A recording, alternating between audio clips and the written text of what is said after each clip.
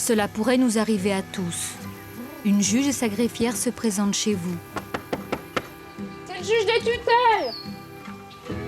Un service médical lui a appris que vous avez des troubles de mémoire. Madame Poyet? Bon, on peut entrer? La greffière vous a prévenu qu'elle venait, car la juge veut vous poser quelques questions. Est-ce que vous savez qui est le président de la République? Jacques Chirac? Non, c'est plus lui maintenant. C'est... Je sais pas, moi. Pour tester votre mémoire. Vous vous rappelez plus? Non. En quelle année on est, madame? On est en 2011. Et vérifiez que vous ne faites pas n'importe quoi avec votre argent. Et vos comptes, alors? Qui est-ce qui s'en occupe? Ah ben les comptes, je les fais bien, moi. Tu sais bien compter encore. Vous les faites? Oui, j'arrive bien à les faire. S'il y a quelque chose que je ne sais pas faire, ben, mes aides ménagères, elles donnent un coup de main, voilà. Et les chèques, c'est vous qui les signez? Oui. Et c'est Oui, votre oui. aide ménagère Oui, qui j'ai les fait faire à mon aide ménagère, c'est moi qui les signe. Si un jour, elle se faisait le chèque à elle-même, Ah ça ben pourrait pas non, arriver, ça. ah ben je vois bien quand même. Ben. Et pourquoi vous remplissez pas vos chèques vous-même, alors? Parce que je m'embrouille, moi. Ah ouais. Voilà. Et vous n'allez pas vous embrouiller pour... La juge peut décider de vous offrir une protection, vous aider à vous occuper de vos affaires. Cette dame, qui peut encore prendre des décisions, sera peut-être placée sous curatelle. La juge nommerait alors un curateur. Il faudrait qu'elle n'ait vraiment plus toute sa tête pour être placée sous tutelle. Ce serait dans ce cas un tuteur qui serait nommé. C'est le tuteur qui gère tout, qui gère les comptes en banque, à la fois le compte courant et le compte épargne. Le courrier, c'est pareil, oui, effectivement, le courrier ne le reçoit plus. C'est le tuteur qui... Le courrier arrive à l'adresse d'ailleurs du tuteur. Hein.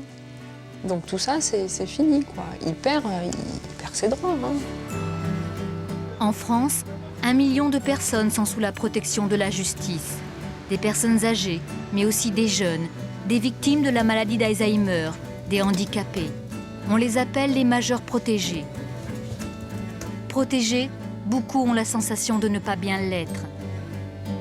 Un peu partout, certaines de ces personnes fragiles sont victimes de tuteurs qui détournent de l'argent. Quelques-uns de ces tuteurs finissent en prison. Vous avez des dysfonctionnements qui sont des dysfonctionnements évidents, avec des détournements, du genre des détournements de fonds, une absence totale d'explication sur des disparitions d'éléments de patrimoine, de biens d'appartements, de pièces de mobilier quelquefois fort chères, de tableaux, etc., de comptes qui ont maigri de manière absolument inexpliquée. Hop, on dépense un chèque de 1 400 €, un chèque de 3 100 €. 3 100 €, c'est pas des francs, c'est des euros. Hein. 3 200 €. 3 900 €. Ça va de 20 centimes à 7 000 €, 10 000 €. On a spolié des gens qu'on était censé protéger. C'est ce qu'il y a... Enfin, moi, je trouve que c'est ce qu'il y a de pire. Et quand il y a des soupçons de détournement, il y a rarement enquête. Passer du temps sur des enquêtes difficiles d'investigation, ça n'est pas pour l'instant la priorité qui est donnée aux différents services publics. Je crois qu'il faut être très clair là-dessus. Ces enquêtes, nous avons décidé de les mener. Des histoires de spoliation, nous en avons découvert beaucoup. Le mode opératoire est souvent le même. Écarter la personne de son lieu de vie et la fragiliser sur le plan financier pour vendre ses biens. Certains escrocs savent saisir la moindre faille. Nous avons entendu des dizaines et des dizaines de personnes qui ont constaté des dérives. Nous avons choisi d'en suivre 2 qui ont décidé de ne pas se laisser faire. Arlette Monnier a 78 ans, elle est sous tutelle. Elle n'a pas de famille, mais un patrimoine immobilier d'au moins 1 million d'euros et elle mange à la soupe populaire. Jeanne Barvire, 88 ans, se morfond dans un hôpital de Lyon depuis 5 ans. Elle veut retourner vivre chez elle. Les médecins y sont favorables, c'est sa curatrice qui s'y oppose. Un acharnement qui met la famille dans une situation financière catastrophique.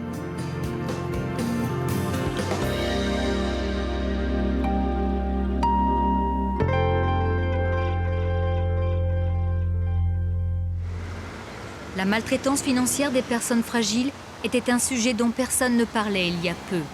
En janvier dernier, avant que son poste soit supprimé, le médiateur de la République a organisé une conférence de presse pour alerter l'opinion. Jean-Paul Delevoye estime que la loi n'offre pas assez de protection, alors que le nombre de personnes à protéger va exploser. C'est un phénomène qui va complètement bousculer non seulement la France, mais l'ensemble du continent européen. On va avoir plus de 25% de personnes de 65 ans dans très peu de temps. Et on s'aperçoit qu'aujourd'hui, il y a de plus en plus de personnes fragiles.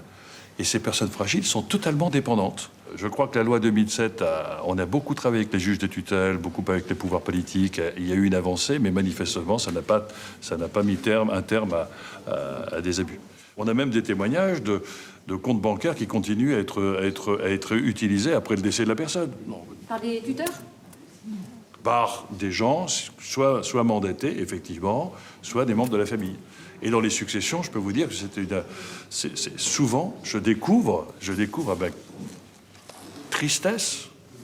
Moi, j'étais plutôt rousseauiste, vous voyez, je croyais que l'homme était bon pour l'homme.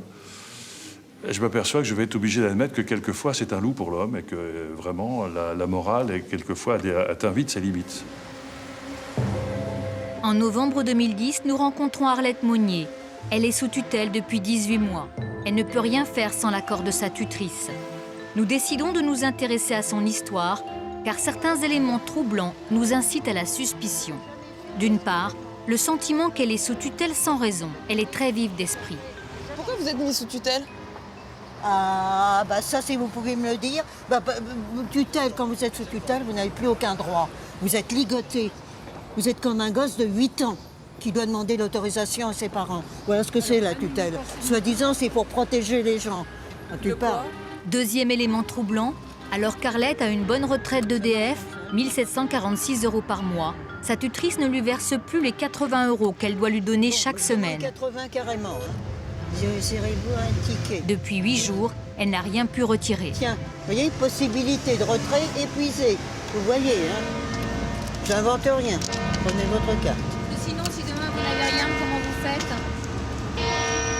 Je vais à la paroisse car ils rouvrent les repas gratuits à la paroisse. J'ai des cailloux sous les pieds. Mais vous avez aussi un trou dans votre chaussure.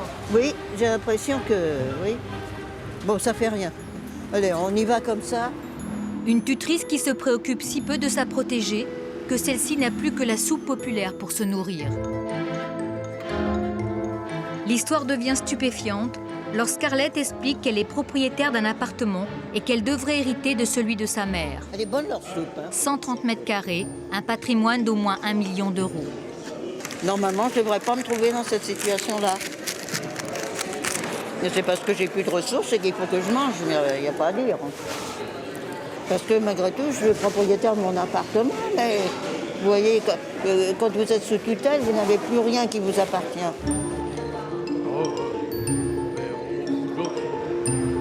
Arlette vit au pied de Montmartre. Elle a passé plus de 50 ans avec sa mère dans un de ces beaux immeubles. Et où est-on là? Chez moi, c'est là. Chez elle, au 4e étage, 27 mètres carrés dont elle est propriétaire, sans eau ni électricité, inhabitable. Au 5e étage, les 2 appartements de sa mère, là où elle vivait. Elle ne peut plus y pénétrer car sa tutrice a changé les serrures. Je me suis rendu compte que le verrou, c'était vertical au lieu d'être horizontal. Vous avez toujours vécu? Mais bien sûr. C'était même mon domicile.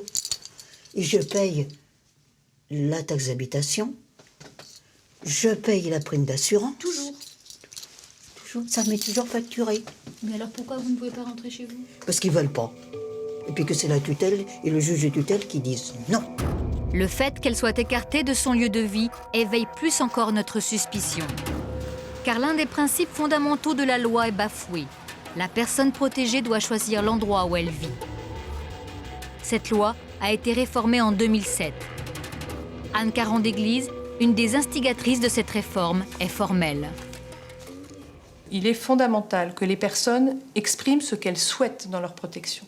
Ça n'est pas parce qu'elles sont diminuées qu'elles ne peuvent pas dire ce qu'elles souhaitent, où elles veulent vivre, avec qui elles veulent avoir des liens, comment elles veulent pouvoir gérer leur budget, bref, qu'elles aient la parole dans leur protection. Dans la mesure du possible, une personne doit rester dans son environnement, c'est-à-dire chez elle, avec ses meubles, avec ce qui a fait sa vie, ses souvenirs, ses objets personnels, et vous avez vu que la loi est précise sur ce plan. Il faut que les personnes soient maintenues dans ce qui a fait leur vie. Effrayant. Mon poste de télé, je sais pas s'il est là ou pas, j'en sais. J'avais un grand poste de télé. Toute la vie d'Arlette est dans cet appartement qu'elle habitait avec sa mère. Depuis qu'elle n'a plus les clés, elle est hébergée par une amie. Je veux revenir là. Ma mère avait les deux. Et à son décès, je suis la seule héritière pour hériter de ça. Et aussi Et le 6e, les chambres de service qui accompagnent les appartements. un héritage qui n'a toujours pas été réglé depuis la mort de sa mère il y a 5 ans. Un délai dramatique. Les impôts réclament les droits de succession. Les pénalités s'accumulent. Elle a une dette de 120 000 €. Nous voulons comprendre pourquoi cette tutelle et cette mise à la porte de chez elle. Arlette dérangeait dans l'immeuble. Elle vivait sans confort et avait tendance à entasser des paperasses. Mon vieux poste de radio qui est là. Des voisins disaient qu'il fallait la mettre sous tutelle et avaient fait établir un constat d'insalubrité des appartements. Un jour, elle faisait du tri quand une pile de cartons lui tombe dessus. J'ai fait un faux mouvement, des sacs et des boîtes me sont tombés sur les jambes. J'étais coincée, je pouvais plus. J'étais à moitié assise après, à moitié sur mon séant, quoi. Je pouvais plus me dégager. Je suis partie avec les pompiers à la Riboisière aux urgences. Pendant ce séjour à l'hôpital, un juge la place sous sauvegarde de justice. Le temps de l'aider à nettoyer les appartements et à régler la succession. Le juge confie cette mission à une association tutélaire qui fait débarrasser les appartements mais ne règle pas la succession. 12 mois plus tard, Arlette prend les choses en main et décide, pour payer les frais de succession, de vendre cet appartement inhabitable dont elle est propriétaire. Elle trouve un acquéreur et décide aussi de changer de notaire, ce qui provoque la fureur de celle qui gérait la succession. Vous avez fait ça dans mon dos, 8 jours avant d'être mis sous tutelle. Moi, je lui ai demandé à maître qui me redonne le dossier. C'est moi qui dois régler la vente. Et finalement, vous n'avez pas pu le vendre? Il m'a dit qu'il faudra que ce soit la tutelle qui soit d'accord pour que je puisse vous donner l'autorisation. 8 jours après, le juge la met sous tutelle. Elle n'a plus aucun droit. C'est incompréhensible. Arlette est passée directement d'une sauvegarde de justice, mesure la plus légère, à une tutelle réservée à ceux qui ont perdu la tête.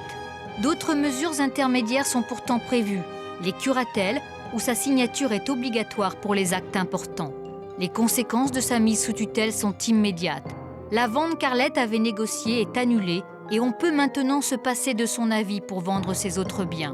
D'après elle, tutrice et notaire avaient d'autres projets. Quand vous avez voulu vendre, qu'est-ce qu'elle vous a dit? Ah, mais j'ai d'autres acheteurs, et puis on va voir. Mais elle vous répondait jamais d'une façon nette. Et comme m'a dit la tutrice, elle m'a dit « Encore heureux qu'on vous prévienne si on vend l'appartement ». Il arrive effectivement que des personnes sous tutelle ne soient même pas prévenues de la vente de leurs biens. Regarde, si j'emmène rien avec mes pattes, parce que je me méfie, moi. En quittant l'immeuble, nous sentons qu'il n'y a pas que des amis. Mademoiselle Monnier, quand est-ce que vous allez me rendre l'argent que vous me devez? Il faut demander à Madame c'est elle qui dirige mes finances uniquement de A jusqu'à Z. Je ne sais plus ce qu'elle fait depuis 1 an de mon argent. En tout cas, moi je sais que vous me devez de l'argent, et ainsi qu'à tous les copropriétaires. En question, les charges des appartements de sa mère, qu'elle ne devra payer que lorsque la succession sera réglée. Elle se fait agresser alors qu'elle n'est pas responsable. Mais quand on ne dispose pas de ses finances, comment on fait? Oh, écoutez, mais j'aime pas me faire arnaquer par une... Bon, enfin, vous pouvez faire vos trucs et puis... Célibataire, sans enfant, Arlette aurait pu être une proie facile. C'était sans compter sur la force de cette petite dame qui n'a pas l'allure d'une bourgeoise élégante, mais qui sait se défendre. Elle est cultivée, elle aime les musées, les conférences. Quand elle avait les moyens, elle faisait des voyages.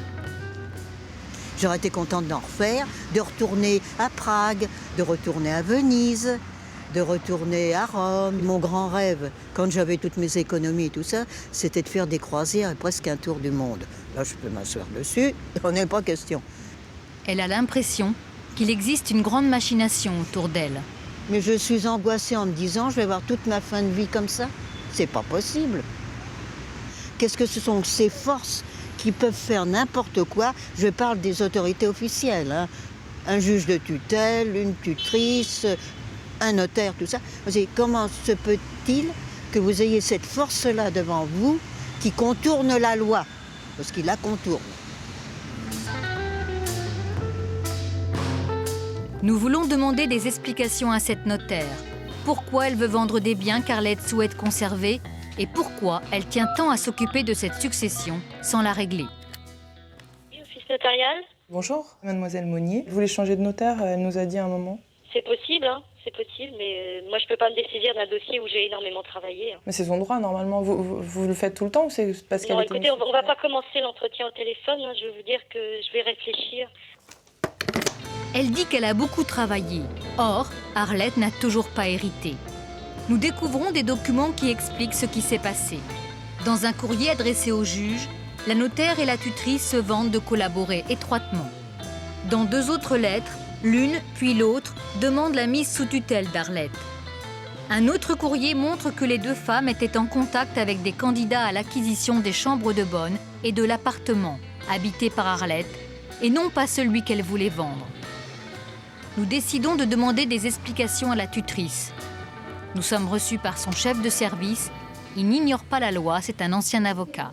C'est vous qui avez demandé l'aggravation de mesure, qu'elle soit mise sous tutelle? Je ne sais plus, il faut qu'on voit dans le dossier si c'est nous effectivement qui avons considéré qu'il était nécessaire qu'il y ait une aggravation de la mesure de tutelle. Et si le juge a fait droit, c'est pas simplement sur les paroles du tuteur ou sur les paroles d'un notaire qui n'aurait pas pu le faire. Pour lui, c'est clair, un notaire n'a pas à préconiser cette mesure. Et pourtant... Alors si elle est passée à une mesure de tutelle, c'est qu'il y a donc une aggravation de la mesure qui a été faite et donc établie par un médecin. Il va effectivement dire s'il y a une altération soit de ses facultés mentales, soit de ses facultés physiques qui empêchent effectivement l'expression de la volonté. C'est la définition même du placement sous protection juridique. Mais nous avons obtenu le certificat médical, sur lequel le juge s'est appuyé pour la mettre sous tutelle. Il ne mentionne pas d'altération mentale et souligne au contraire qu'Arlette exprime bien sa volonté. Nous nous étonnons que la tutrice n'ait pas alerté le juge sur les capacités intellectuelles intactes d'Arlette et sur la lenteur de la notaire qui l'enfonce dans la précarité. Mais vous comprenez le paradoxe de la situation de voir une dame comme ça de 80 ans qui mange à la soupe populaire, qui a 80 € par semaine, alors qu'elle est assise sur un tas d'or. Oui, c'est sans doute un paradoxe. Enfin, vous me posez à moi la question, mais il faut la poser au notaire, qui lui est en charge du dénouement de la situation. Nous, si vous voulez, on est des exécutants par rapport à tout cela. Ah, c'est notre enquête. Ces questions que vous posez, qui sont des questions sans doute pertinentes, il faut les poser aux bonnes personnes, à la société d'ailleurs. Vous voyez ce que je veux dire? Moi, allez voir le notaire, bien sûr, et le juge des tutelles. Il reconnaît que nous avons raison de nous poser des questions, mais renvoie la responsabilité sur d'autres. Pourtant, c'est son association que la justice a chargée de s'occuper du bien-être d'Arlette Monnier. Nous décidons de joindre le juge pour comprendre ce qui l'a poussé à mettre Arlette sous tutelle sans avis médical. Bonjour. Oui, bonjour madame. J'aurais aimé parler, s'il vous plaît, au juge des tutelles. Il est là, du coup? Oui. Ah, mais super. Il faut que je vous annonce avant. Donc... Ah, bah oui, je vous en prie. Et vous êtes... Journaliste. Journaliste? Nous expliquons à la secrétaire que nous enquêtons sur la tutelle d'Arlette Monnier. Non, il souhaite parler à aucun journaliste. D'accord. Et même si je lui demande un entretien, a priori, non. Ah non, il est complètement contre. Non, c'est parce que c'était mademoiselle Monnier ou c'est juste globalement? Ah non, c'est que ce soit mademoiselle Monnier ou mademoiselle Dupont ou je ne sais qui. Non, c'est... Parce que c'est vrai que les tutelles, c'est vraiment pas public, donc...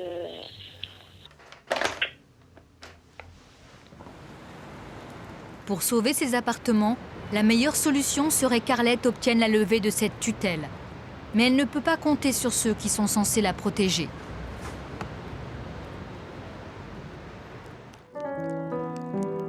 À Montbrison, dans l'arrière-pays de Saint-Étienne, nous avons trouvé une juge qui a bien voulu nous montrer ce qui se passe dans son bureau, où nous pourrions tous nous retrouver un jour. Marie-Pierre Coquelet applique la loi. Ici, Arlette ne se serait pas retrouvée sous tutelle. Placer quelqu'un sous tutelle, c'est quand même lui retirer un certain nombre de droits. Ce n'est pas tous ses droits. Hein. Donc, il a le choix de vivre...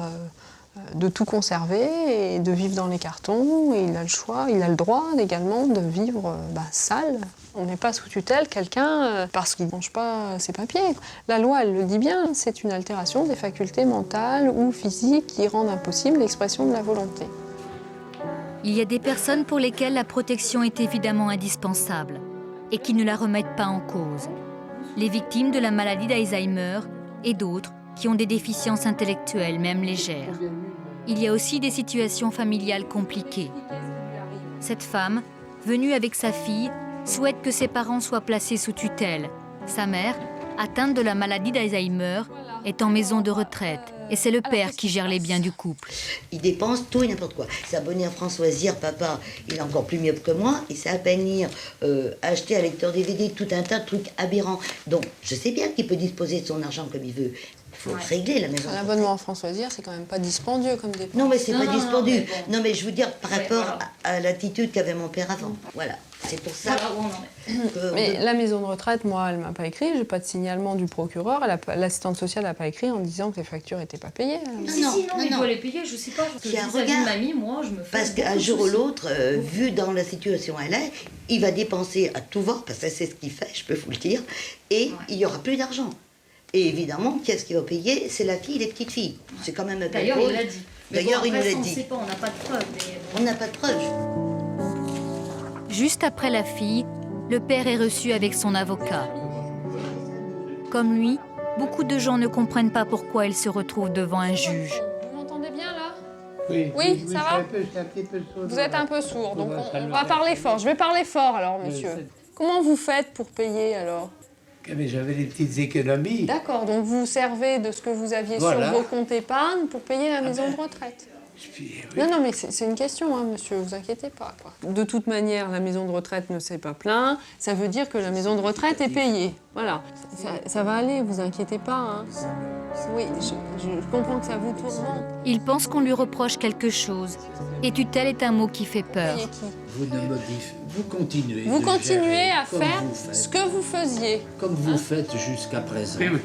Voilà. D'accord? Il n'y a pas de souci là, on vous reproche rien, monsieur. D'accord? Hein? Ça m'empêche de parler.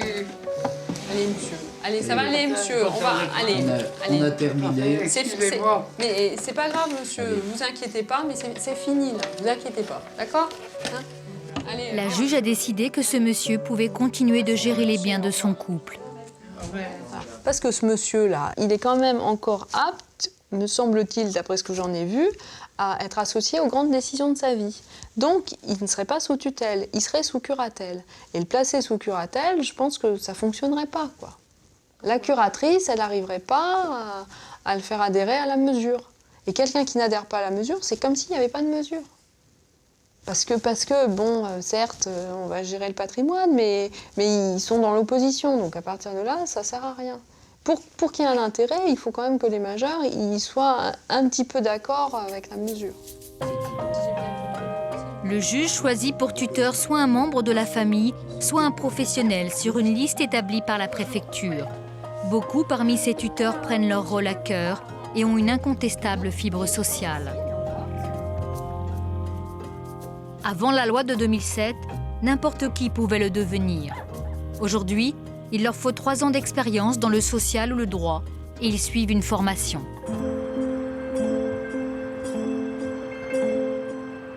Mais les choix de certains juges peuvent provoquer bien des dégâts. À Grasse, une mère et sa fille adoptive étaient fâchées. La mère, Félicienne Roustan, était une des riches habitantes de la ville, propriétaire de plusieurs appartements. Elle vivait dans cette grande maison au centre-ville. En 2004, on lui découvre une tumeur au cerveau. Elle est placée sous curatelle. Pendant ces derniers jours, elle se réconcilie avec sa fille. En 2005, elle meurt. Peu de temps après, Ariel, sa fille, a une mauvaise surprise. Lundi matin, je viens ici, j'ouvre la boîte aux lettres. Après là, je crois que le monde il s'est écroulé. Que des interdictions de chèques. Ariel veut des explications. Elle se rend chez la curatrice qui vit dans la maison de sa mère, car c'était une de ses anciennes locataires. La curatrice, elle était allongée sur son lit avec des liasses de billets sur la table de nuit. Quelque temps plus tard, la fille obtient les relevés du compte de sa mère. Elle découvre qu'il a été vidé en quelques mois de plus de 100 000 €. Simplement avoir comme ça, donc Il y a des chèques, on ne sait pas pourquoi, de sommes rondes, de 1 000 €, des chèques de 600, 300 €. Nous avons des retraits dans une ville voisine, alors que maman ne conduisait plus, était incapable de conduire, à Moinsartou. Des dépenses pour des vêtements d'enfants, des restaurants, du mobilier, du bon vin.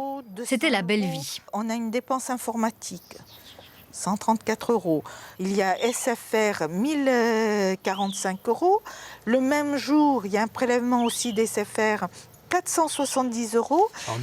N'oublions pas que c'était une personne âgée, qui n'avait pas d'ordinateur, qui ne touchait pas à l'électronique. Le compte de la vieille dame était bien approvisionné avec les loyers de ses locations. Mais on a une entrée de 13 525 €. On a une entrée aussi de 8 000 €. Et là, hop, on dépense. Un chèque de 1 400 €, un chèque de 3 100 €. 3 100 €, c'est pas des francs, c'est des euros, hein. Et on se retrouve avec un solde à la fin du mois de 1 000 €. Tous les mois, au minimum, il dépensait 15 000 € minimum. Donc c'est ahurissant. Ahurissant parce que Félicienne Roustan était économe et surtout pas habituée à ce type de dépenses. Jusqu'à ce qu'elle aille mal, elle notait tout dans des petits carnets. C'est après quelques semaines d'hospitalisation que Félicienne avait écrit à la juge. « Je ne parviens plus à gérer mon patrimoine immobilier et je crains nombre d'indélicatesses pouvant concourir à une spoliation. » La mère et la fille sont fâchées. Comme souvent dans ce cas, la juge choisit une étrangère pour curatrice. En fait, une locataire de Félicienne qui s'est rapprochée de celle-ci au début de sa maladie. L'avocat qui s'occupait de la famille a été sidéré. On confie cette tâche à une personne que l'on ne connaît ni d'Ève ni d'Adam. On ne sait pas qui c'est. Elle connaît Mme Roustan depuis 6 ou 8 mois, sans compétence de gestion administrative. Si ça avait été un expert comptable à la retraite, pourquoi pas? Tout aussi singulier. Alors que sa fortune était connue de tous, Félicienne a été placée sous curatelle simple, c'est-à-dire que la juge n'avait pas à contrôler les comptes. Ce que je regrette, c'est que le magistrat ait donné une curatelle simple, alors que s'il avait donné une curatelle renforcée, il y aurait eu une gestion totale du curateur. Mais le curateur aurait dû tous les ans rendre compte de l'état de fortune et des gains ou des pertes engagées. On lui aurait posé la question de savoir pourquoi Mme Roustan, qui était hospitalisée, avait 4 téléphones portables qui coûtaient des sommes faramineuses à accumuler. Pourquoi est-ce que pendant qu'elle était hospitalisée, on voyageait en avion pour aller à Paris, revenir plusieurs fois? Qui était dans l'avion? La fille découvre qu'en quelques mois, des appartements ont été vendus très en dessous du prix du marché. La vieille dame a même accepté de signer la vente d'un appartement à la fille de la curatrice pour 68 600 €, alors qu'il avait été expertisé à 297 000. En juin 2007, Ariel, la fille, porte plainte pour vol, abus de confiance et abus de faiblesse. Nous avons localisé la curatrice qui vit toujours dans la région. Après quelques secondes de surprise, elle nous dit qu'elle ne veut pas nous voir. Allô? Vous n'avez pas du tout l'impression qu'il y a eu un abus de faiblesse de votre part? Puisque c'est ça, non? Mais moi, déjà, abus de faiblesse, à l'époque, je savais même pas qu'est-ce que ça veut dire, d'accord? Si vous avez des questions à me poser, vous les posez à mon avocate. Moi, j'ai pas envie de recevoir quelqu'un chez moi. Voilà, ça, c'est mon droit aussi. D'accord. Je vous ai répondu, voilà. Merci, madame. Au revoir. Au revoir.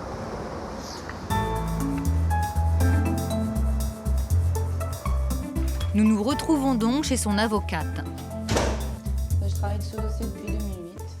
Elle, son idée, c'est que comme elles vivaient ensemble, puisqu'elles vivaient ensemble, il y avait de l'argent et on le dépensait. C'était normal, on avait un compte bancaire et on utilisait le compte bancaire qui était alimenté par Madame Roustan. Et pour elle, c'était normal. Elle a complètement zappé l'aspect curateur. Pour elle, elle avait un comportement normal. Il n'y a rien d'anormal dans ce qu'elle a fait. Bon, maintenant, elle a compris. Hein. Le juge d'instruction lui a expliqué. Et maintenant, elle a conscience qu'effectivement, ce qu'elle a fait, il ne fallait pas qu'elle le fasse. Mais au moment des faits, elle n'en avait pas conscience. Franchement, vraiment Non, pas. franchement. Ah non, ça, je vous assure, franchement. Mais qu'est-ce qu'elle risque, votre cliente? C'est une primo-délinquante, hein, elle n'a pas de casier, elle n'a rien. Hein. Bah, c'est au niveau pénal, donc elle risque de la prison. Et puis au niveau civil, dédommager la partie civile. La curatrice va donc dans quelques mois se retrouver devant des juges. Ariel, la fille, connaît déjà les arguments qu'elle utilisera pour se justifier. Ce sont ceux qu'elle a avancés devant le juge d'instruction.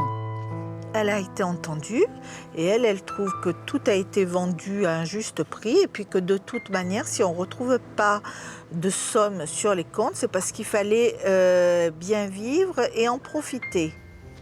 Je ne pense pas que ce soit maman qui en ait vraiment profité. Le problème, il est là. Dans la plupart de ces histoires, c'est après la mort du protégé que l'on découvre les faits. Il est rare que la victime ait la lucidité pour se battre. Paris, quelques jours avant Noël, 6h30 du matin, Arlette est déjà dans la rue. Depuis quelques semaines, il fait très froid. Arlette est toujours hébergée chez son amie. Elle rejoint l'église de la Trinité.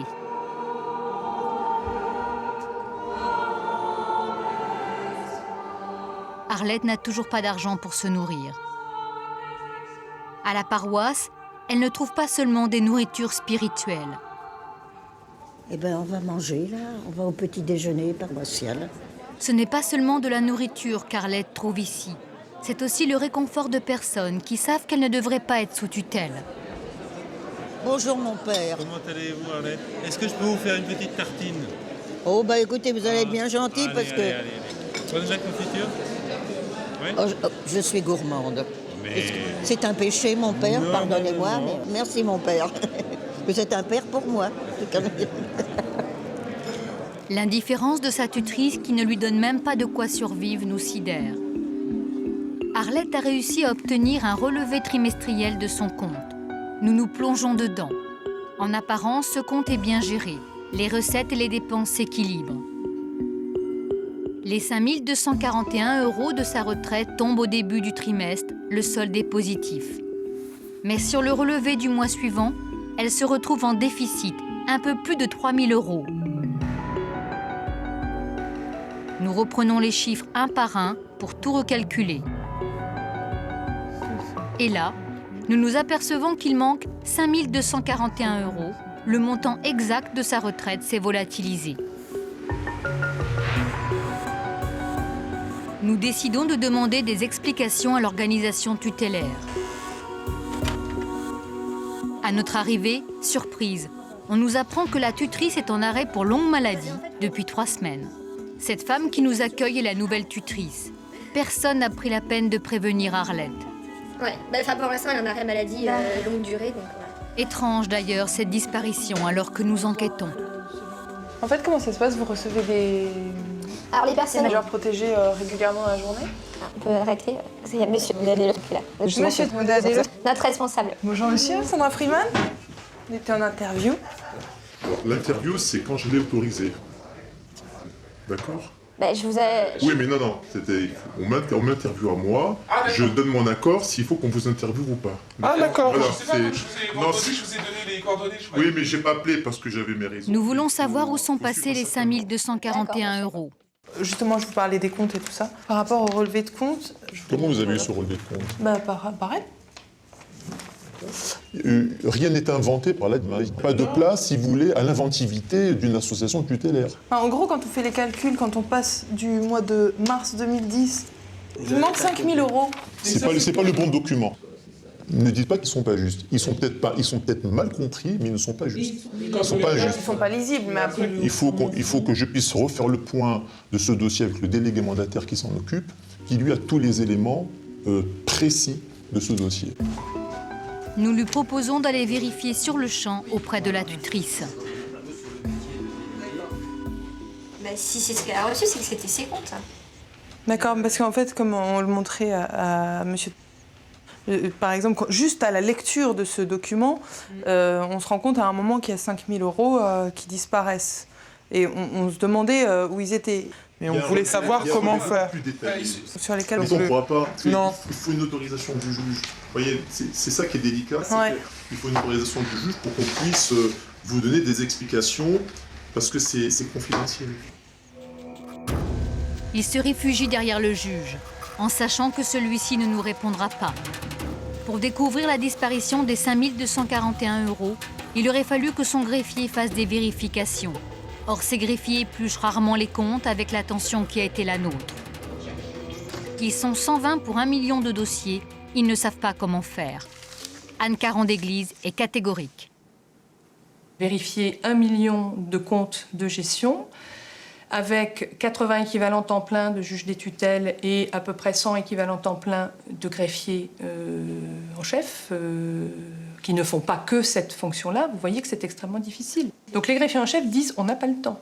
Et on n'a pas les moyens, ni intellectuels, parce qu'on n'est pas des comptables, ni en matériel de vérification avec éventuellement adjonction d'experts comptables, on n'a pas les moyens de vérifier très finement ce qui se passe dans les dossiers. Je crois qu'il est très clair qu'en France, aucun dossier n'est vérifié tous les ans, parce que c'est impossible à faire.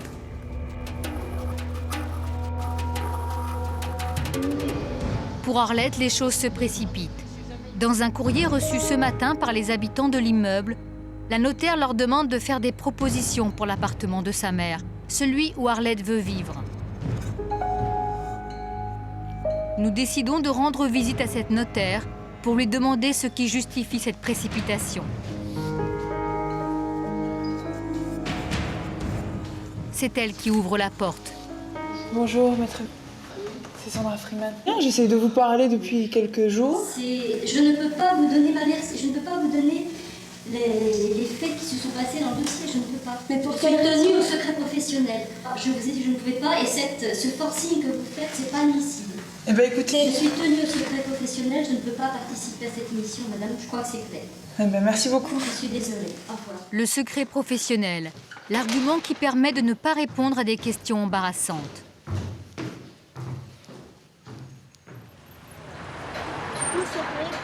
Le lendemain, Arlette nous appelle. Elle a vu une femme entrer dans l'appartement de sa mère et nous nous retrouvons face à sa tutrice, qu'Arlette rencontre pour la première fois et qui est venue mesurer les appartements. Moi, ce que je comprends pas, c'est que vous êtes en contact avec la notaire qui vous dit de venir faire un métrage et en même temps, elle ne vous dit pas l'avancement du dossier, savoir si mademoiselle Monnier peut récupérer ses clés ou pas. Moi, on m'a donné les clés pour qu'on puisse faire le métrage. Mais les clés ne nous appartiennent pas non plus. Et le métrage, c'est pourquoi ? C'est le notaire qui m'a demandé. Mais pourquoi ? Et je sais pas, moi. Le fait que vous ne sachiez pas, vous trouvez pas ça bizarre ? Moi, j'ai fait ce qu'il fallait. Maintenant, je vais voir avec la notaire ce qu'il en est. On va aller voir l'appartement. Non, vous voulez voir le 5e Vous voulez voir le 5e ? Bon, attendez, on y va. Moi, je sais plus où j'en suis, hein. Je suis en train de patiner dans la... Moi, je vous dis, moi aussi, je patauge dans le jeu. On vous suit, puisque c'est vous qui avez les clés. Arlette n'a pas mis les pieds depuis des mois dans l'appartement qu'elle occupait. Donc ça, c'est les appartements de la succession. Ça fait combien de temps, mademoiselle Monnier, que vous n'êtes pas rentrée dans cet appartement ? 2 ans. Dans celui-ci ? Oui. Arlette n'a jamais vécu dans un grand confort et sa tendance à accumuler tout un tas de vieilleries avait amené les services sanitaires à le vider. C'est un appartement de quelle taille, finalement, vous avez fait les métrages, là ? Oui, 60 mètres carrés. Et donc, du coup, là, on est dans le 9e arrondissement de Paris. Oui. Oui. Donc, on est à peu près, en ce moment, à combien ? À 8005 du mètre, à peu près 9000. 5e étage avec ascenseur, calme, une vue sur une jolie cour. La notaire n'aura pas de mal à trouver des acquéreurs. Et vous savez, vous, qui sont en vente, les appartements ? Ces appartements-là ? Pourtant, là, pour le coup, c'est vous qui en êtes responsable. Non, mais pour être mise en vente, il faut l'accord d'un magistrat. Donc je pense pas que... Peut-être que c'était simplement pour parler de mettre en vente. La tutrice prétend tout ignorer. Et pourtant, lors de notre visite à son bureau, son responsable avait reconnu que appartements et chambres de bonne allaient être vendus. On va vendre des biens pour qu'elle puisse effectivement avoir un pécule important. Bon, voilà, aujourd'hui, on exerce la mesure comme ça. Quand je vous parle de zone d'ombre aussi, je me souviens, la fois dernière, quand on s'est vu, on avait regardé certains comptes de mademoiselle Monnier, et il y avait 5 000 € à un moment qui avait disparu d'un relevé de compte qui lui avait été remis. Et vous aviez dit que vous alliez regarder, vous avez pu voir ? Oui, ça a été remis l'argent, en fait. C'était une erreur. Il y avait eu une erreur de paiement, alors par contre, je ne sais plus de quoi. De mesure, bah voilà. Mais ça a été remis.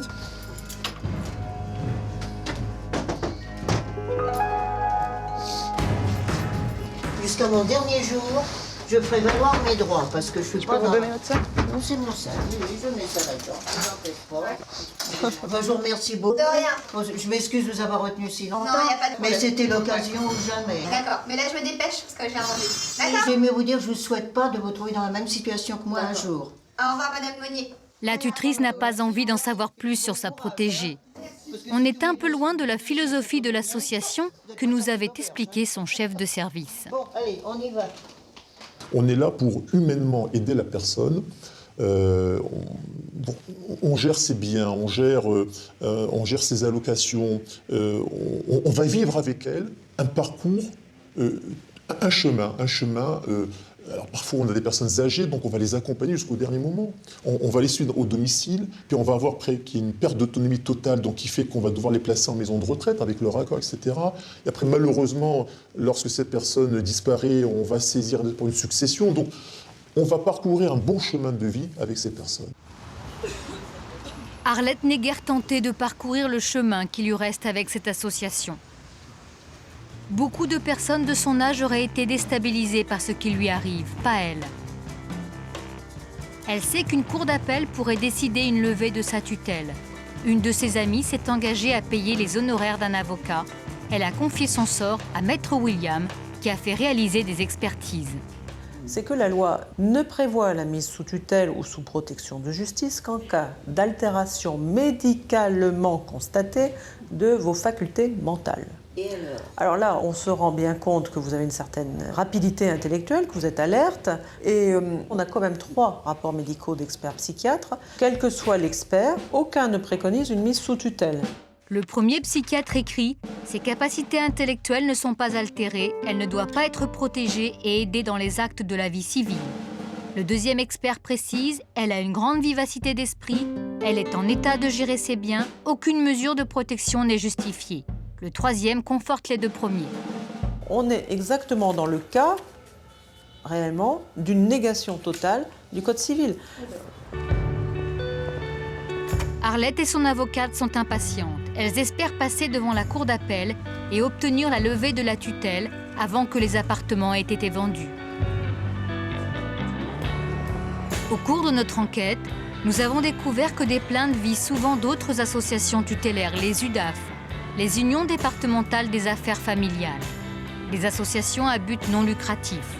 Il s'agit du plus important organisme de gestion de tutelle de France. 140 000 personnes sont sous leur protection. À Pau, une affaire a mis en évidence que des détournements considérables ont pu être réalisés pendant des années dans une totale impunité. Au moins 4 millions d'euros ont été détournés au préjudice de 2800 protégés. C'est la première fois qu'une affaire d'une telle ampleur va être révélée au public. Nous démarrons notre enquête avec Marie-Pierre Massou. Depuis des années, comme tout le monde, cette avocate entendait des rumeurs. J'ai prêté serment en 89, donc dès le début 90, j'ai des clients qui venaient se plaindre de l'UDAF, qu'on leur vendait leur maison, qui vivaient avec 30 francs par semaine. Et c'est vrai qu'on n'a jamais fait le lien. Est-ce que c'était finalement organisé? Est-ce que pour quelles raisons on vendait les maisons? Pourquoi ces gens venaient se plaindre? On ne les croyait pas vraiment. Seulement, ces malheureux ne savaient pas se défendre. Leur plainte était classée sans suite et les responsables n'étaient pas inquiétés. C'est ce qui s'est passé avec Christiane Laborde.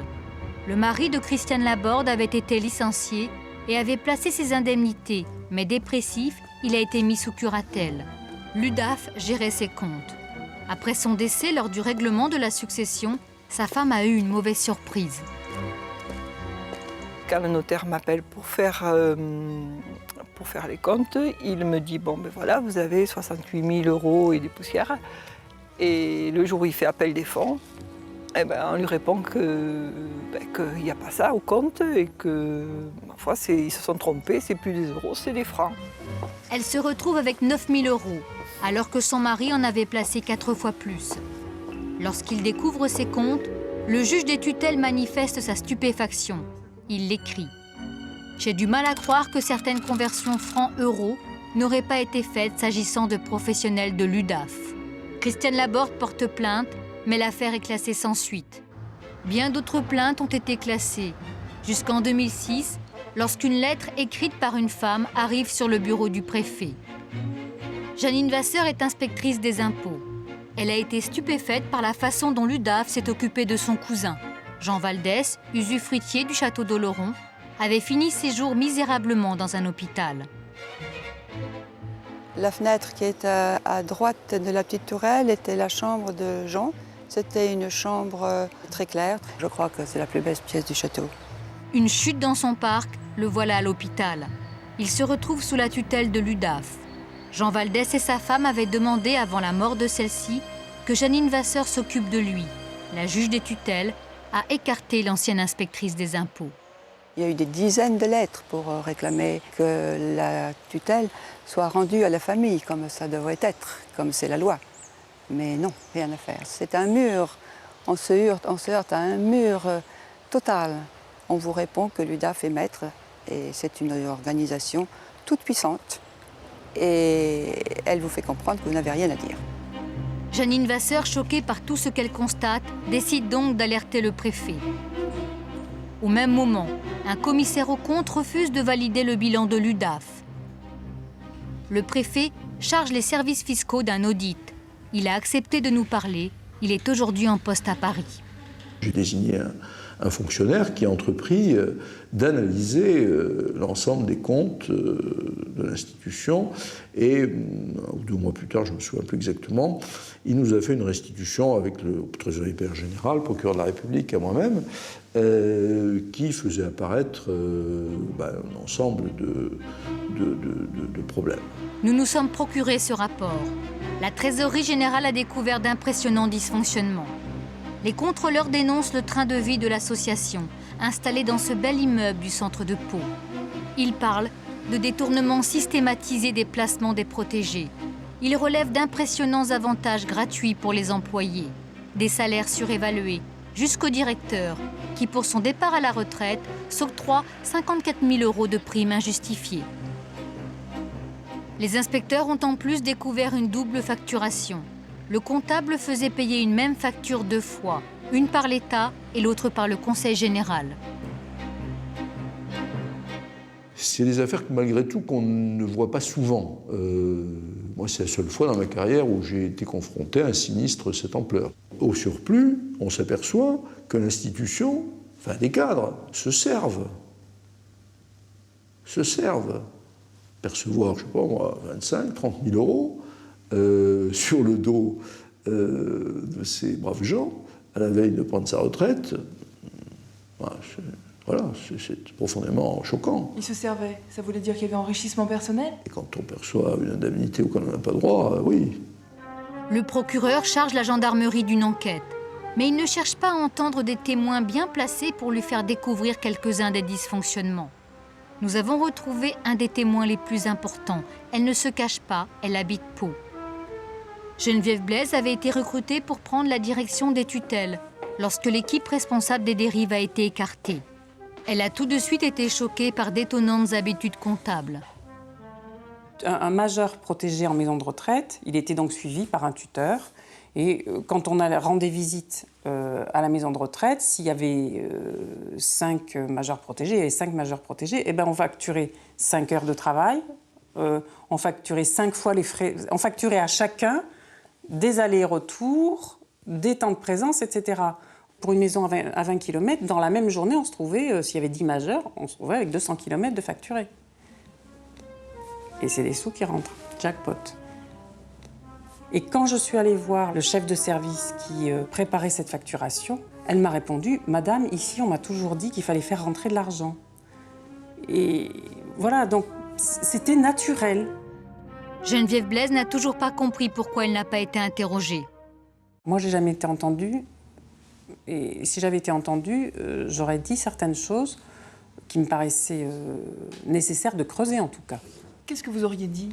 Une boîte qui a une comptabilité sur des petits carnets à côté de sa comptabilité officielle dans son ordinateur, c'est une boîte qui a des choses à cacher. Il n'y a pas de transparence, c'est pas vrai.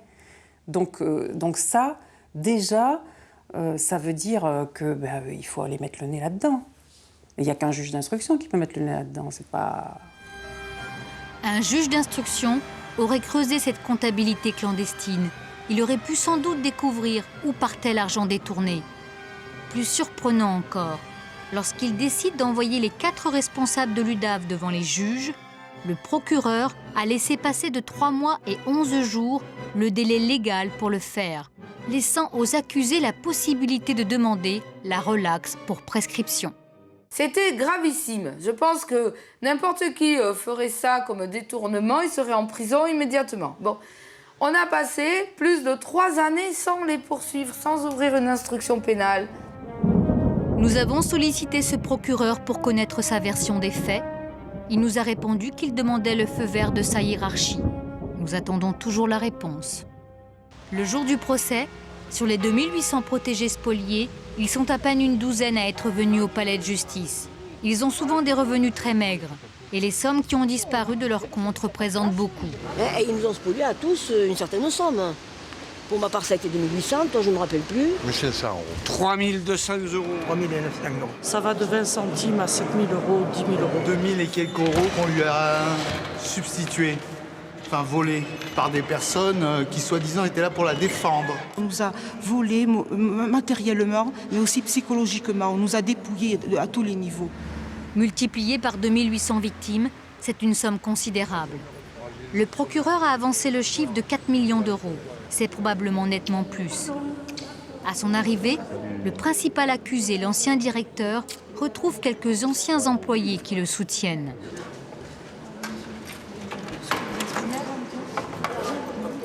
L'homme ne veut pas nous expliquer sa version des faits. En fait de procès, tout le monde a compris qu'il risque de ne s'agir que d'une mascarade. Les accusés savent qu'ils ne risquent rien.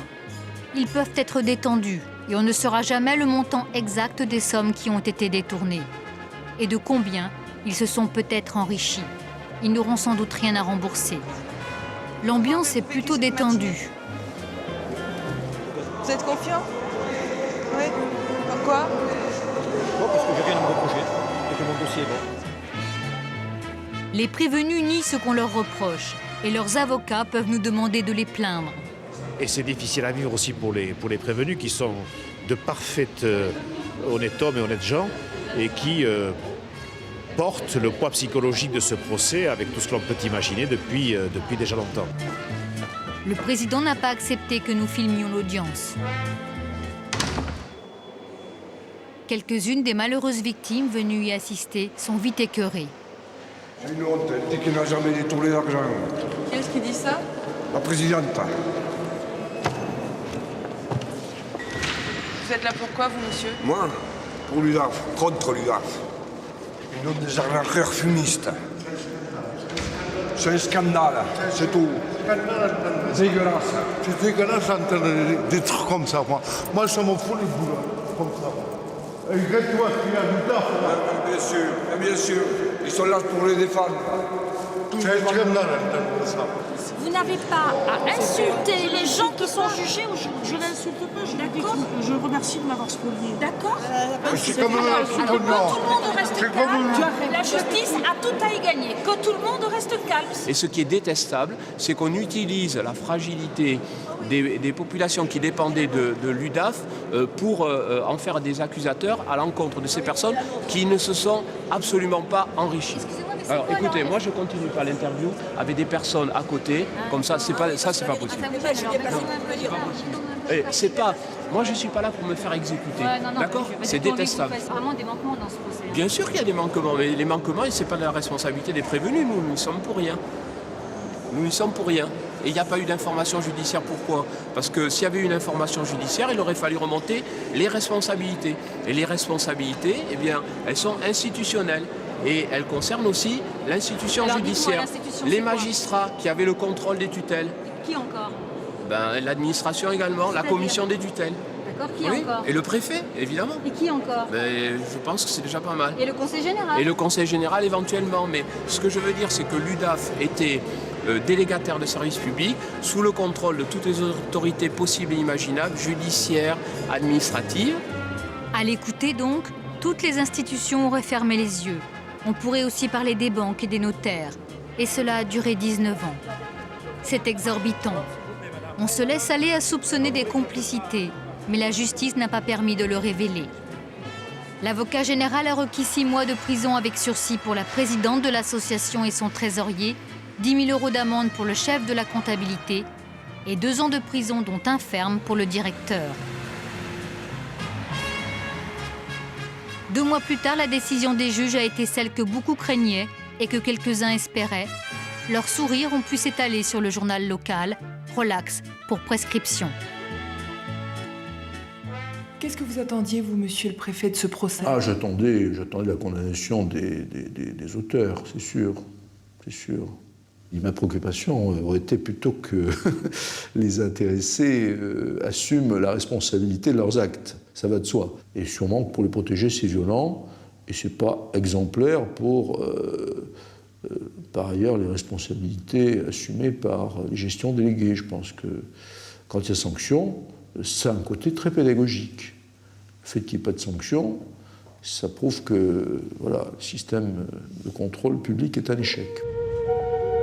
Pas de sanctions, alors qu'elles auraient pu montrer à d'autres que la justice ne les laisserait pas agir en toute impunité. Les regrets du représentant de l'État soulignent le scandale. Cet échec du système de contrôle, nous l'avons abordé le jour de la conférence de presse du médiateur de la République. Il nous a expliqué que lors du vote de la loi en 2007, il avait fait une tentative pour améliorer la surveillance des comptes. Moi, j'avais fait une proposition à l'époque en tant que médiateur de la République, mais qui n'avait pas été prise par le législateur. C'est de dire, si on veut que l'État soit le garant moral, éthique, etc., par la justice de la protection de la personne vulnérable, eh bien, il faut que l'État aille jusqu'au bout et qu'on mette la gestion des comptes au Trésor public. Et le Trésor public était favorable à cette initiative. Mais le législateur n'en a pas voulu, tout simplement parce que je pense qu'il y a dû y avoir des associations qui ont estimé qu'elles devaient garder la gestion de ces comptes. Voilà. D'après lui, le lobby des associations a un tel pouvoir qu'il a réussi à convaincre des députés de ne pas voter l'article qui permettait de vrais contrôles. Parmi les nombreuses plaintes que l'on trouve sur Internet, beaucoup ne se limitent pas à des problèmes d'argent. Souvent, la maltraitance est également psychologique. Et fréquemment, ce n'est pas seulement le protégé qui souffre. Parfois, toute la vie de la famille est bouleversée. Nous en avons un exemple à Lyon, avec Sylvane Barvire et sa mère Jeanne.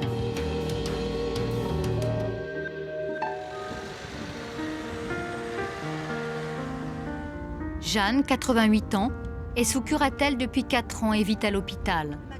Elle veut rentrer dans la maison familiale à Villeurbanne, où elle vivait depuis des années avec sa fille et sa petite-fille. La curatrice s'y oppose. Oh, cette curatelle, ça un peu la bananie. Hein? Par contre, tu t'es pas souvenu de son nom. Les personnes qui me font du mal, je ne retiens pas leur nom, moi. Je le sais. Hein? Moi, je fais du mal à personne.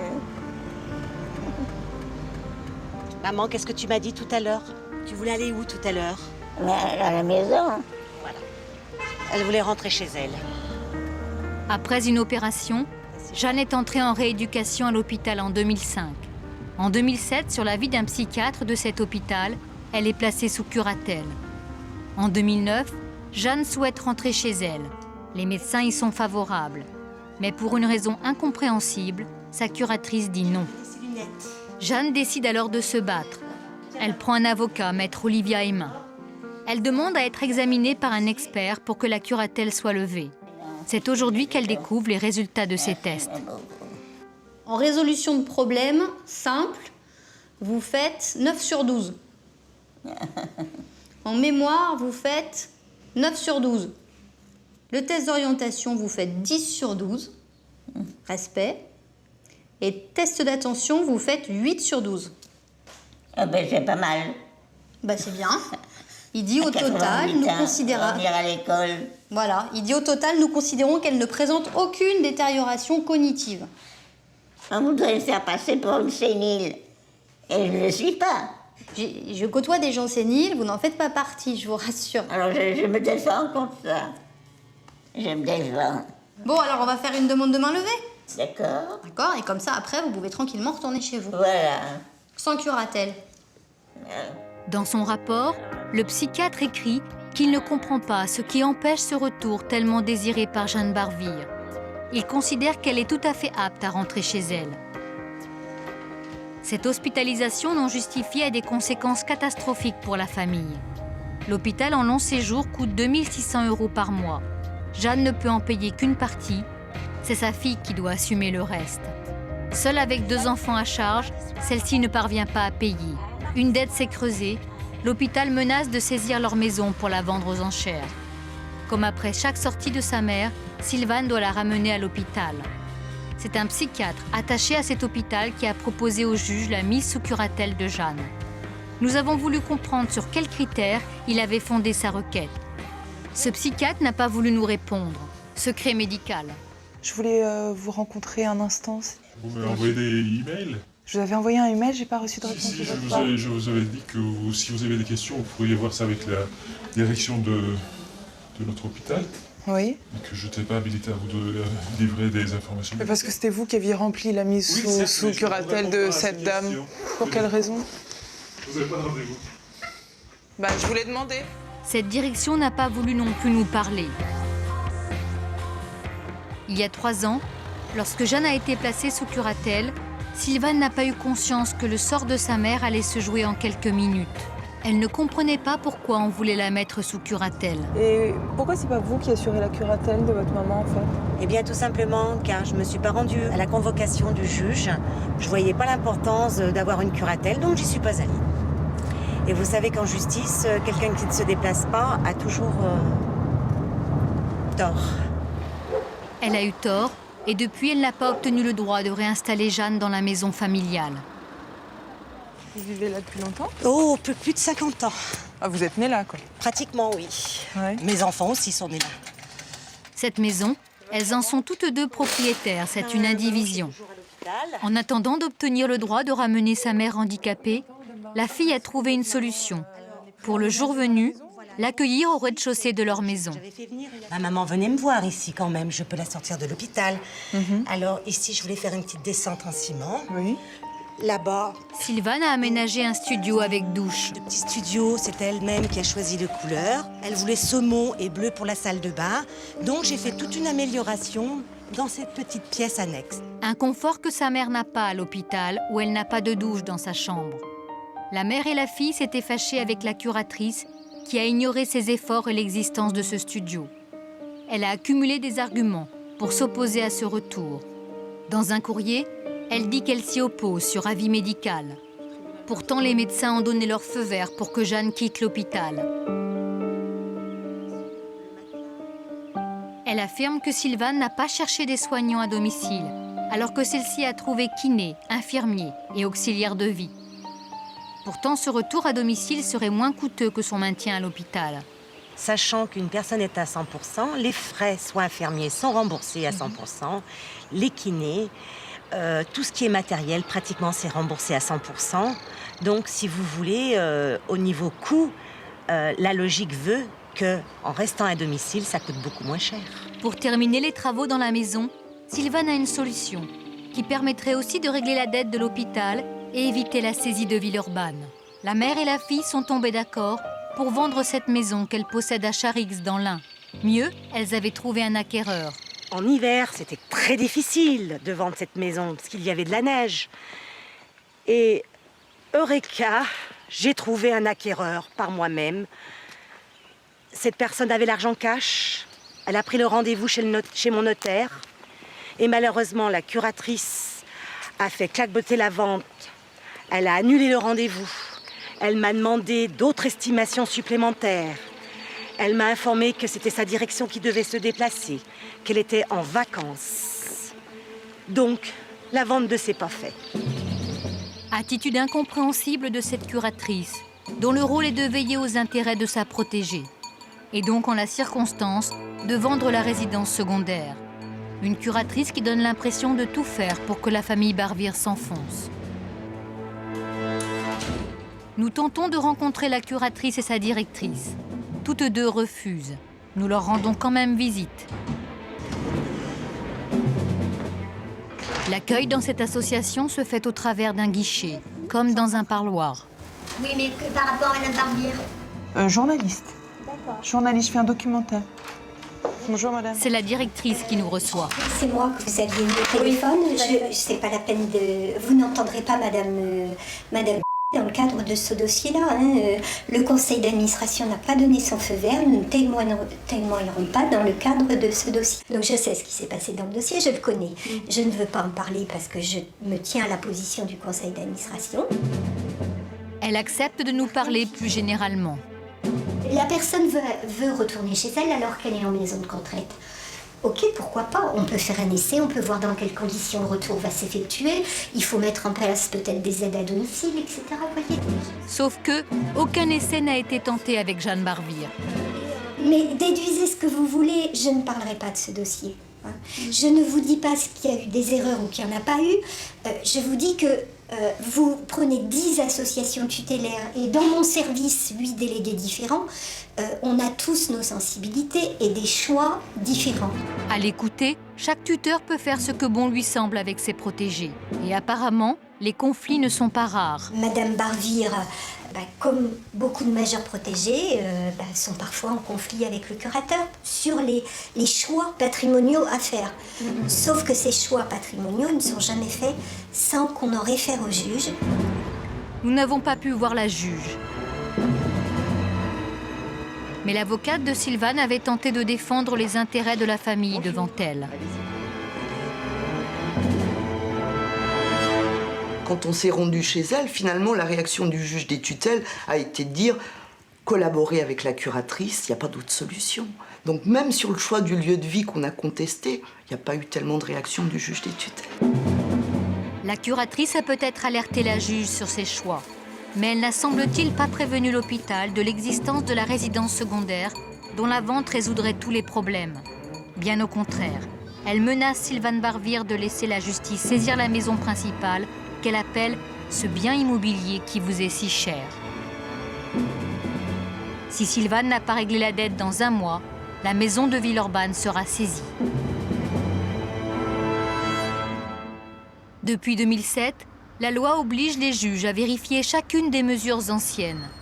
La juge Coquelet s'occupe de 1800 protégés.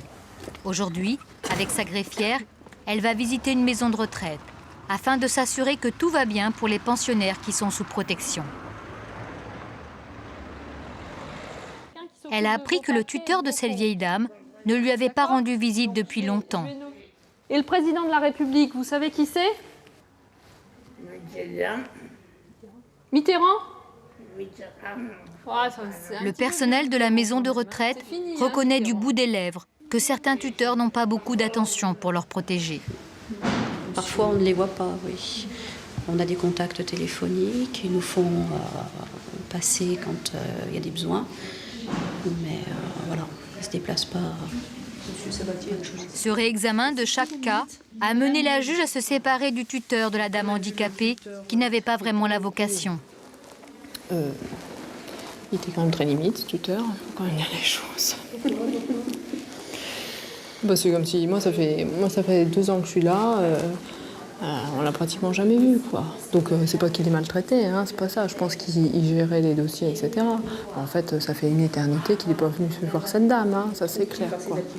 Oui, trop pris par ses activités professionnelles, donc c'est pas de la malhonnêteté, hein, c'est pas ça, c'est pas quelqu'un qui mettait des sous de côté, c'est de la négligence, quoi. Il aurait fallu qu'il s'arrête bien avant, hein. Je sais pas combien il avait de dossiers, hein, mais... Ouais. Donc voilà, sur les 1800 dossiers, c'est quand même une goutte d'eau, en fait. Une goutte d'eau. Mais si dans les 473 tribunaux d'instance du pays, on constate que 10 personnes sont négligées, cette révision n'aura pas été inutile. D'accord, bon. Et votre prénom aussi? Non, votre prénom. Ne m'a vu. Vous ne vous en rappelez plus? Joseph. C'est pas un juge, c'est Bon, Joseph. voilà. Allez. Est-ce que vous savez pourquoi je suis là, monsieur Théiol? Comment on se sent? Tout simplement, souvent on se dit on va aller voir un coup de gnôle en sortant. On aura envie d'un petit remontant. Un petit remontant. Ce qu'on voit, c'est nos parents. Puis je pense que derrière nos parents, on se voit nous, quoi. Parce que finalement, c'est ça qu'on... Voilà, c'est cette crainte-là qu'on a, on l'a tous, hein. Cette crainte de se retrouver comme ça, parce que de toute manière, on sait très bien qu'on finira comme ça, tous. C'est-à-dire que je pense qu'auparavant, les familles prenaient bien en charge leurs vieux, notamment, hein, et sans qu'il y ait de mesures de tutelle. Et maintenant, les gens, ils sont loin, et ils n'ont plus le temps. Le juge des tutelles, ça va être le juge... Ça peut toucher toutes les familles. Voilà, ça peut toucher toutes les familles, quoi.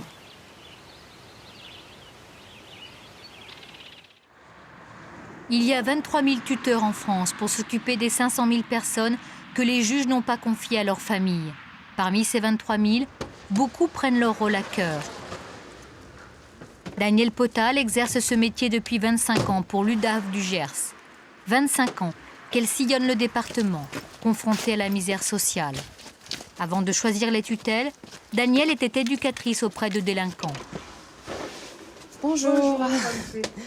Désolée pour le retard. C'est Christian qu'il faut vous dire. Bonjour. Bonjour. Vous allez bien? Oui, et vous-même? Bonjour Christian. Bonjour. C'est Christian qui est sous curatelle. Un accident de la route et un traumatisme crânien. Nous pourrions tous nous retrouver à sa place. Il aimerait acheter la maison familiale qu'il possède en indivision avec sa sœur, mais il n'a pas les ressources pour tout payer. Moi, j'aimerais bien acheter la maison. Point final. S'il y a trop de charges, il faudra voir avec ma sœur, je ne sais pas comment elle le conçoit. Moi, je veux que ton bien-être. Après, je ne sais pas. Donc si Mme Potal dit que c'est pas possible, c'est pas possible. Non, enfin, s'il le faut, on fera les estimations, on verra ce qu'il en est, on verra ce qu'on peut faire. Voilà. Et si moi je vois que vraiment ça peut vous mettre en danger financièrement, je m'opposerai. Et si vous maintenez votre position, on demandera au juge d'arbitrer entre nous, quoi. On fait comme ça? Oui. Ouais. Oui. Tenez, ça c'est de ma part, de la part de ma famille. C'est pas grand-chose, mais là, je suis obligée de vous laisser parce que j'ai mes enfants. Ils sont grands, mais ils sont restés tout seuls. Mais bon, c'est pas grand-chose, mais ça me tenait à ta cœur de vous le faire. Merci, vous me touchez. Toi, tu verras plus tard si tu veux faire quelque chose. Hein. Oui. Toi, t'as de l'argent. Hein. Oh oui, bon, je suis millionnaire. Je ne sais pas ce que peut-être vous l'avez jamais vu, mais moi, je tenais à vous le faire. Merci. J'avais de quoi faire. Pâté de canard. Voilà. Ça, des valeurs sûres. Produit du Sud-Ouest. Pâté de canard parfumé à l'Armagnac. Voilà. Allez, ça roule. Bonne fête à vous. Bonne fête. Au revoir. Merci.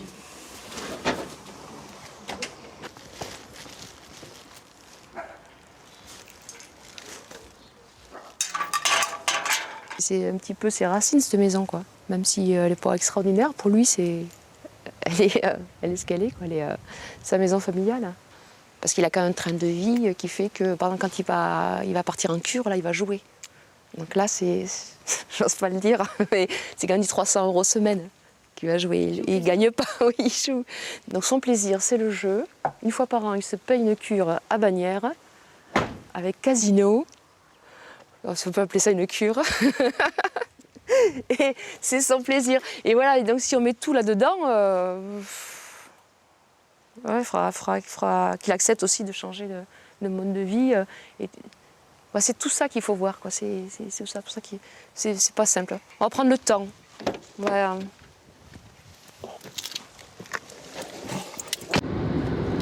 Notre métier, c'est établir une relation avec l'autre.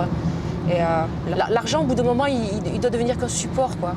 Je leur rends les comptes, mais très souvent, c'est qu'un prétexte à parler de soi, à parler d'eux, à parler de leurs soucis, de leurs souffrances. Danielle ne s'occupe pas seulement des comptes de ses protégés. Avec chacun d'eux, elle établit des liens plus affectifs et elle les visite une fois par mois. Les sangliers, les chevreuils. Danielle fait beaucoup de kilomètres pour tenter de résoudre des problèmes ou tout simplement pour rompre une solitude. La visite de cet après-midi est pour une ferme isolée.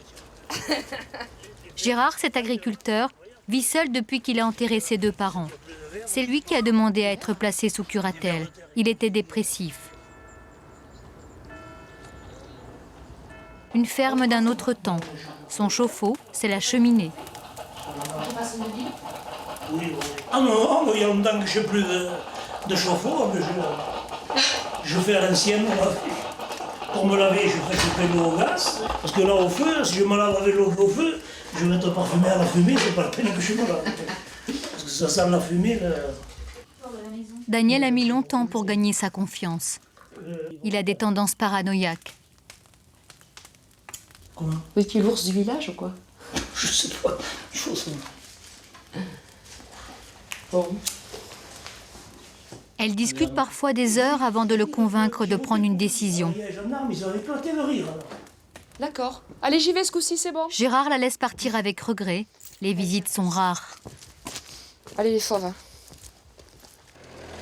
Quand elle repart, il est toujours tard. Je lui donne des objectifs. Donc, prochaine visite, il faut qu'il me fait la liste de son... Enfin, précisément ce qu'il veut vendre comme matériel agricole.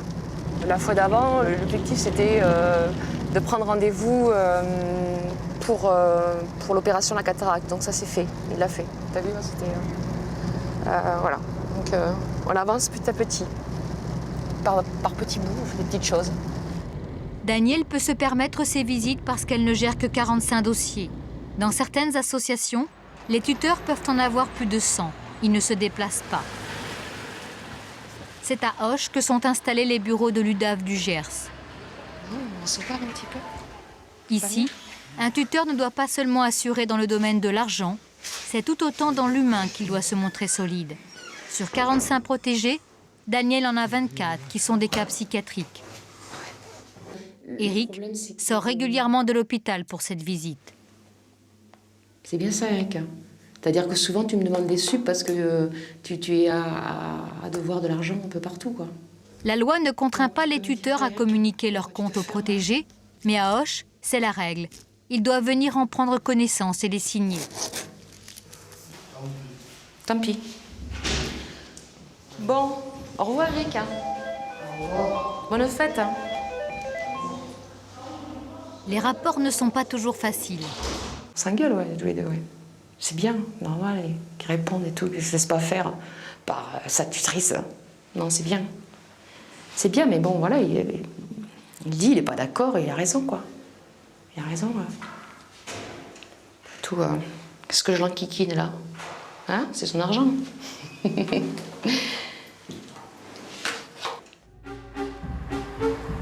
Retour à Villeurbanne.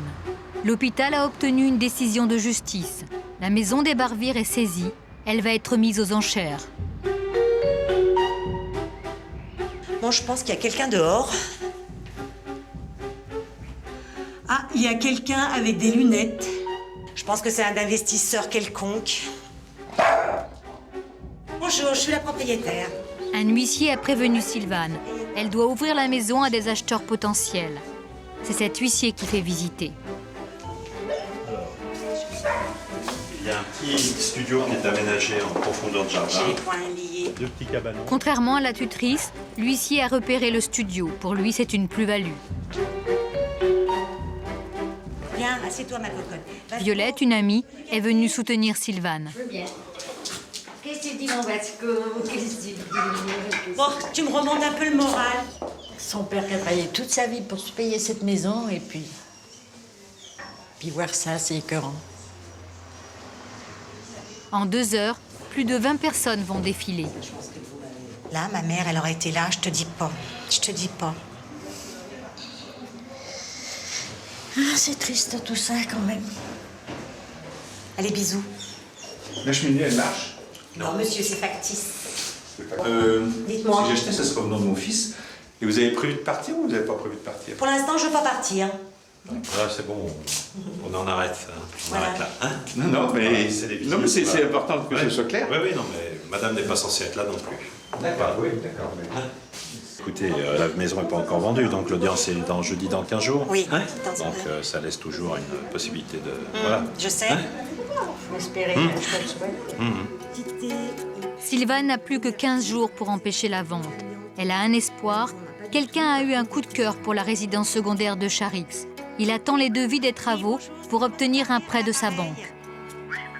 Oui, vous. Bon, vous savez à peu près combien de temps vous allez mettre de temps pour les devis?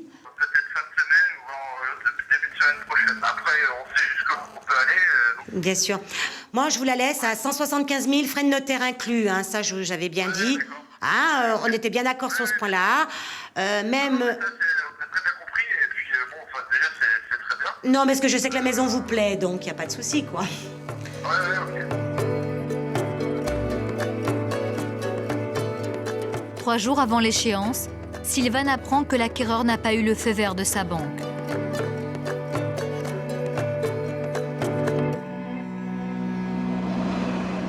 Le jour des ventes, au palais de justice de Lyon. C'est le compagnon de Sylvane qui va y assister. Dans quelques instants, la maison sera mise aux enchères et elle n'a pas le courage de la voir partir.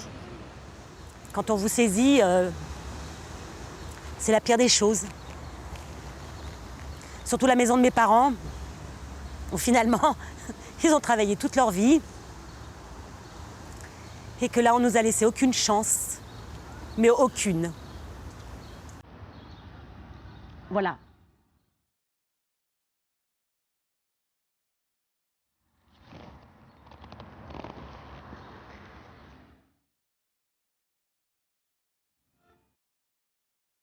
Deux heures d'attente, peut-être les plus longues de toute sa vie.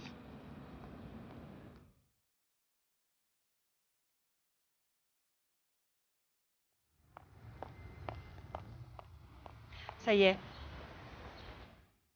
Bon, il arrive.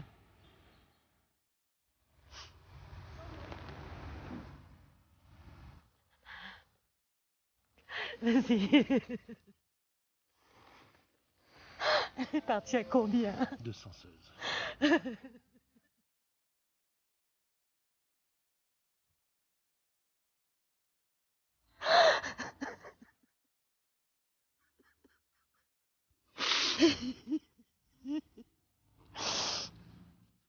Qui c'est qu'il a eu? Pour une bonne femme de société. J'ai combien de temps pour partir? C'est rien, ils nous ont rien dit.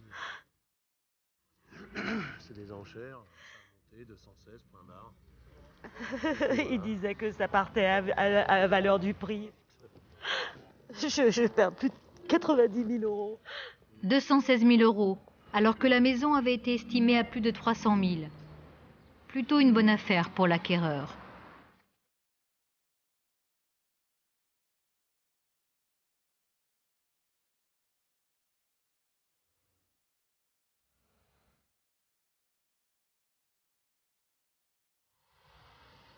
Sylvane ne sait plus bien trouver les mots pour annoncer la nouvelle à sa mère.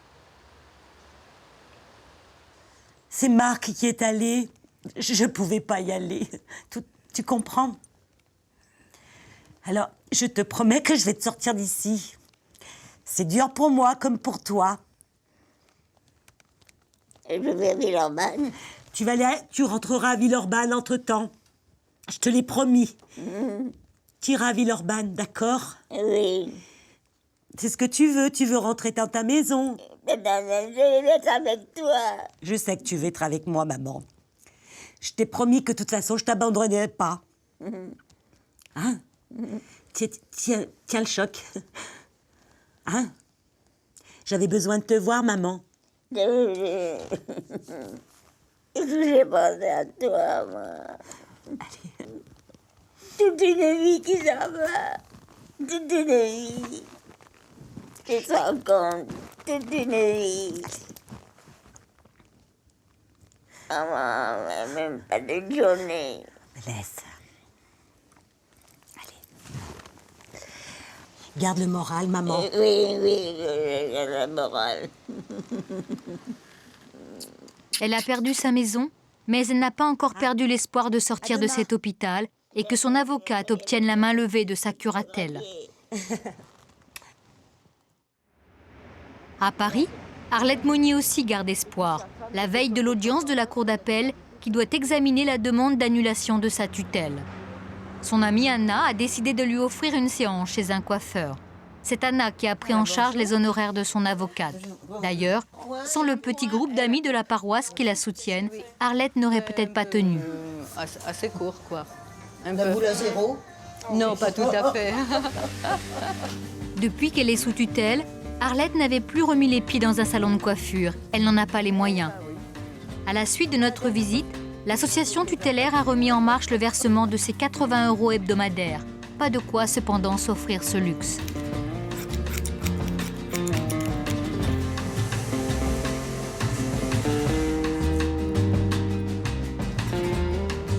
Je ne suis pas tellement expansive. Hein.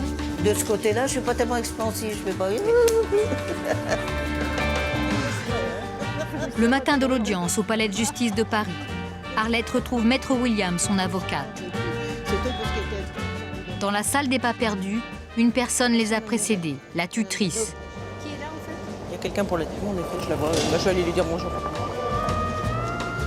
Je vous lâche pas d'une semelle, hein. Bonjour madame, je suis maître Williams, vous me reconnaissez? Oui. Bonjour madame. Monnier. Je viens d'apprendre que pour les appartements, vous aviez donné un ordre notaire. Oui. Et c'est lequel? Moi j'ai dit qu'on ne vendait pas, que Madame Monnier ne souhaitait pas vendre les appartements. Dans lequel elle a toujours vécu. De la succession. Donc, 5e étage, elle y a toujours vécu depuis 1964. Et vous tenez à conserver le mandat ou pas? Non, ça nous est égal, c'est comme Madame. Donc Madame Monnier, vous le savez, a demandé le changement au moins de mandataire si la main levée n'était pas ordonnée. D'accord. Donc vous ne vous opposeriez pas éventuellement à un changement de mandataire? D'après Maître William, la présence de notre caméra pourrait expliquer ces revirements. Bon, très bien.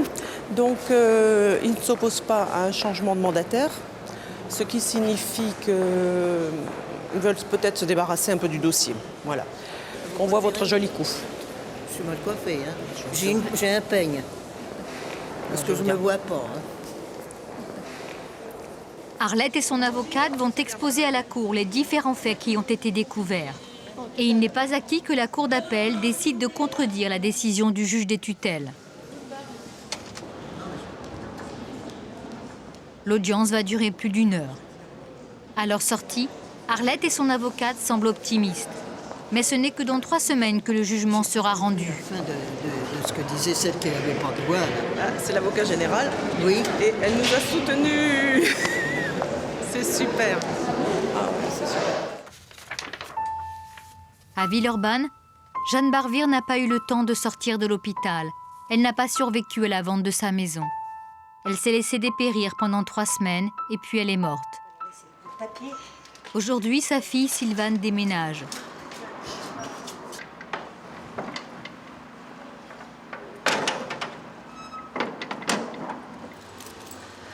Tout ce que je regrette, s'il ne fallait pas qu'elle meure dans ces conditions. Dur d'entendre à 88 ans qu'une femme refuse de boire, de manger, d'avoir des soins. Elle ne méritait pas ça. C'est mon grand regret.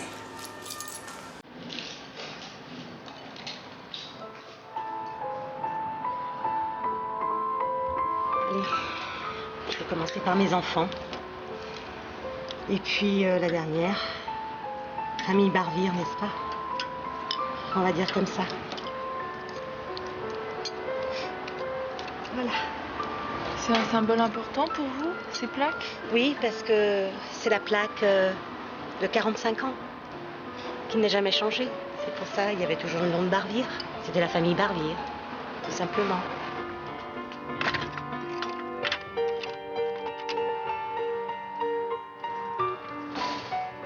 Dans 1 heure, elle sera à Charix. C'est là qu'elle va vivre maintenant. Et pour respecter la dernière volonté de sa mère, elle va y répandre ses cendres.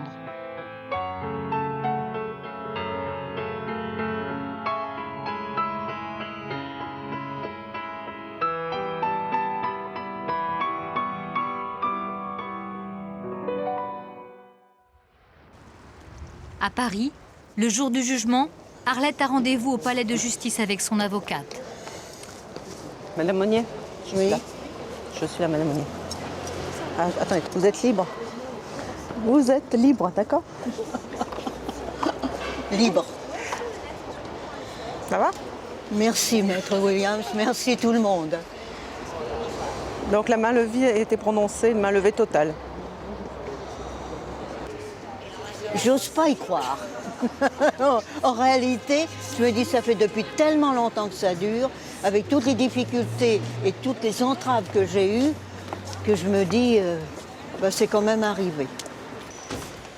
L'émotion, le relâchement après tant de pression. Vous voulez pas vous appuyer sur moi? Arlette se sent mal.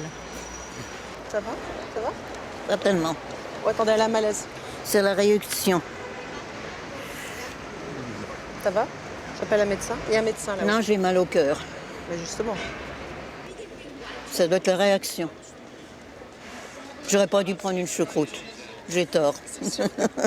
J'ai voulu prendre des forces et puis dans le fond, j'ai eu brusquement. Ça arrive, vous faites, mais... Ah oui, c'est très courant. Chaque année, 100 000 nouvelles personnes sont placées sous la protection de la justice. Il n'y a toujours que 80 juges pour exercer les contrôles que prévoit la loi. Personne ne sait comment ils vont pouvoir faire.